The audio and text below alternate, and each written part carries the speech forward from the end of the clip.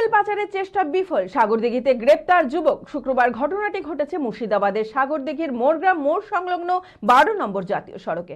গোপন সূত্রে অভিযান চালিয়ে এক সন্দেহভাজন যুবককে আটক করে। তল্লাশি চালাতেই তার কাছ থেকে উদ্ধার হয় বিপুল পরিমাণে ফেন্সিডিল। তারপরেই ওই যুবককে গ্রেপ্তার করে মোটর বাইক বাজেয়াপ্ত করেছে সাগরদিঘি থানার পুলিশ। মানসিক স্বাস্থ্যের জন্য সবার আগে যে নামটি মনে ভেসে ওঠে, সুস্থ মনের ঠিকানা মনোবীক্ষণ।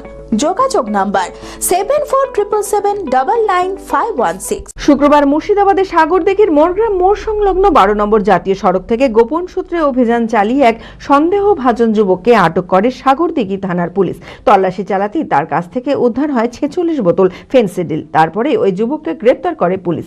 বাইকে করে ফেন্সিডিল পাচারের ছক করেছিল ওই যুবক। ধৃতের নাম রিঙ্কু শেখ, বাড়ি সাগরদিঘি থানার শেখপাড়ায়। ধৃতের বাইকটিকে ইতিমধ্যে বাজেয়াপ্ত করেছে পুলিশ। ধৃতকে পুলিশি হেফাজতের আবেদন জানিয়ে আদালতে পাঠায় পুলিশ।